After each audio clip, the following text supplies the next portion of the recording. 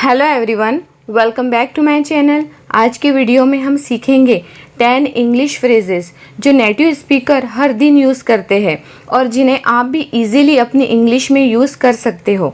और एक इम्पॉर्टेंट बात, आप एक ही स्ट्रक्चर की मदद से सभी फ्रेजेस को अपने सेंटेंसेस में यूज़ कर सकते हैं। सबसे पहले देखते हैं स्ट्रक्चर। इन फ्रेजेस के स्ट्रक्चर में सबसे पहले आता है सब्जेक्ट, और सब्जेक्ट के अकॉर्डिंग एम इज़ आर, मतलब आई के साथ यूज होगा एम, ही शी इट या किसी एक व्यक्ति के साथ यूज होगा इज, और यू वी और दे के साथ आएगा आर।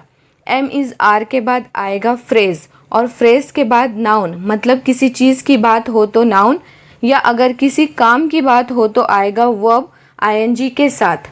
चलिए अब देखते हैं फ्रेजेस को। हमारा फर्स्ट फ्रेज है गुड एट। गुड एट का मतलब होता है किसी काम में अच्छा होना या किसी चीज़ में माहिर होना।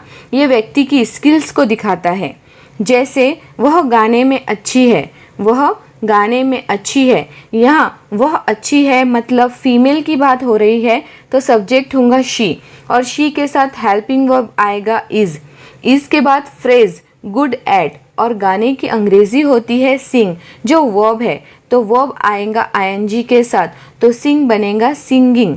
तो हमारा कंप्लीट सेंटेंस होगा she is good at singing. वह गाने में अच्छी है, she is good at singing. Second example देखिए, मैं गणित में अच्छा हूँ।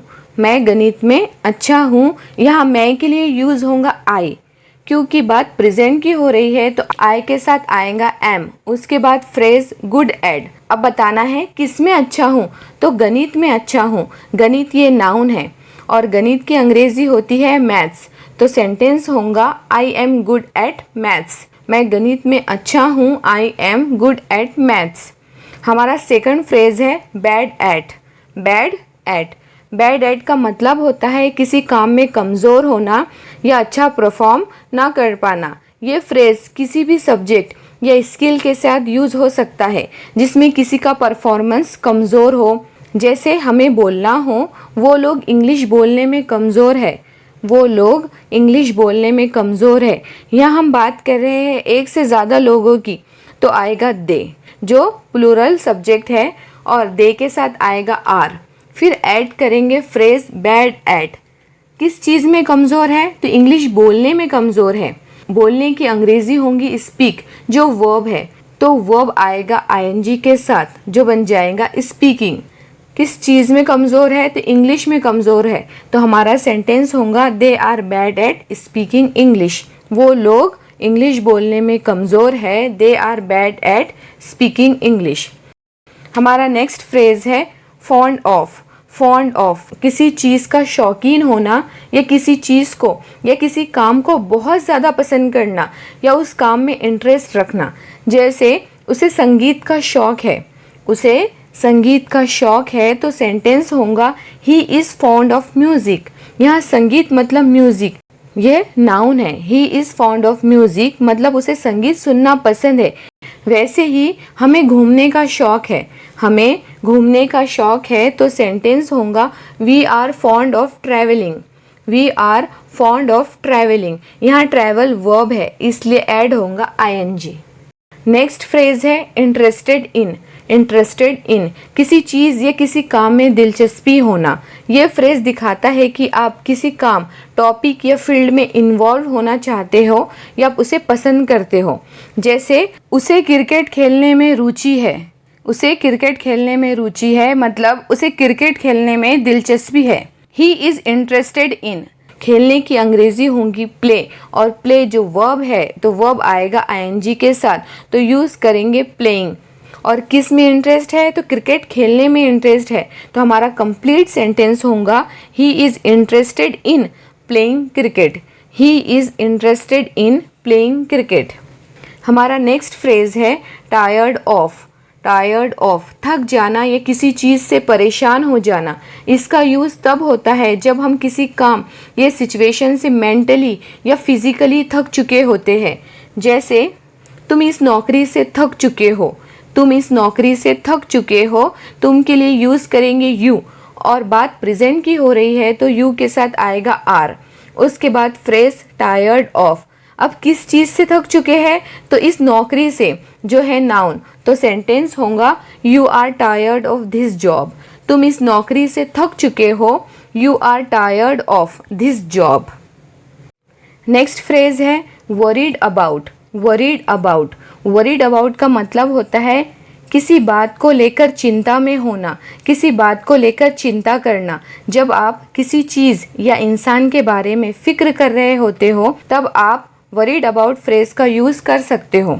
जैसे मैं अपनी सेहत को लेकर चिंता में हूँ, सबसे पहले आएगा आई एम, उसके बाद फ्रेज वरीड अबाउट। यहाँ अपनी सेहत जिसकी अंग्रेज़ी होंगी माई हेल्थ, जो नाउन है तो सेंटेंस होगा I am worried about my health. मैं अपनी सेहत को लेकर चिंता में हूँ, I am worried about my health. Second example देखिए, वह बस छूट जाने को लेकर परेशान है। वह बस छूट जाने को लेकर परेशान है, तो सेंटेंस होगा she is worried about missing the bus. She is worried about missing the bus. Next phrase है famous for. Famous for, famous for का मतलब होता है किसी काम या किसी चीज़ के लिए मशहूर या प्रसिद्ध होना। जब हम कहते हैं कि कोई व्यक्ति, जगह या चीज़ किसी ख़ास काम, क्वालिटी या अचीवमेंट के लिए मशहूर है, तब हम यूज़ करते हैं फेमस फॉर। जैसे वह गाने के लिए मशहूर है, वह गाने के लिए मशहूर है, तो सेंटेंस होगा he is famous for singing. He is famous for singing. वैसे ही वो लोग एक्टिंग के लिए मशहूर है, वो लोग एक्टिंग के लिए मशहूर है, they are famous for acting. They are famous for acting. ये तो हुआ वर्ब के साथ यूज़। अब देखते हैं फेमस फॉर फ्रेज के नाउन के साथ एग्जाम्पल्स। जैसे ताजमहल अपनी खूबसूरती के लिए मशहूर है। ताजमहल अपनी खूबसूरती के लिए मशहूर है। यहाँ सब्जेक्ट है ताजमहल, जो एक सिंगल चीज़ का नाम है, तो इसलिए ताजमहल के साथ आएगा इज़। उसके बाद फ्रेज फेमस फॉर। ताजमहल किस चीज़ के लिए मशहूर है, तो ताजमहल अपनी खूबसूरती के लिए मशहूर है, मतलब इट्स ब्यूटी। ब्यूटी जो यहाँ नाउन है और इट्स ये एक पॉजेसिव एडजेक्टिव है जो किसी चीज़ की ऑनरशिप को दिखाता है। तो कंप्लीट सेंटेंस होगा Taj Mahal is famous for its beauty. Taj Mahal अपनी खूबसूरती के लिए मशहूर है।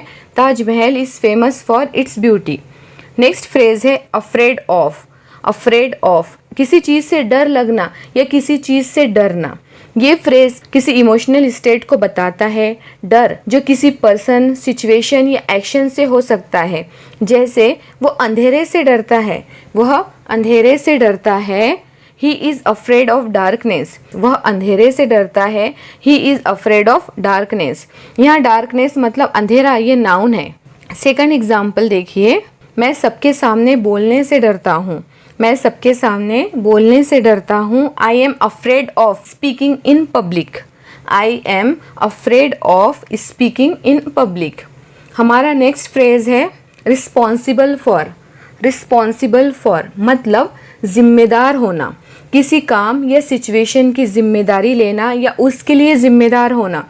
जैसे मैं इस गलती का जिम्मेदार हूँ, मैं इस गलती का जिम्मेदार हूँ, तो सेंटेंस होगा I am responsible for this mistake. I am responsible for this mistake. Second example है वह रिपोर्ट बनाने के लिए जिम्मेदार है। वह रिपोर्ट बनाने के लिए जिम्मेदार है। He is responsible for preparing the report. He is responsible for preparing the report. हमारा लास्ट फ्रेज है involved in.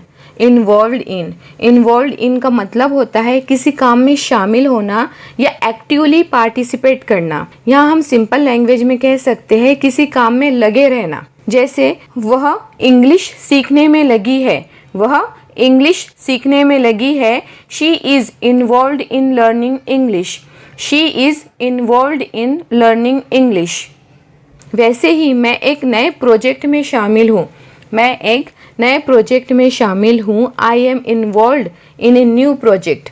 I am involved in a new project. So friends, आज हमने 10 सुपर यूज़फुल फ्रेजेस सीखे जो इंग्लिश में हर रोज़ use होते हैं। Structure simple है, सिर्फ आपको फ्रेज याद रखना है और आप अपने सेंटेंस इजीली बना सकते हो। अगर आपको वीडियो पसंद आए तो लाइक और शेयर करें और हमारे चैनल को सब्सक्राइब करना ना भूलें। कमेंट में लिखकर बताएं कि आप कौन से फ्रेज का यूज़ रोज़ करते हो। मिलते हैं नेक्स्ट वीडियो में, तब तक कीप लर्निंग।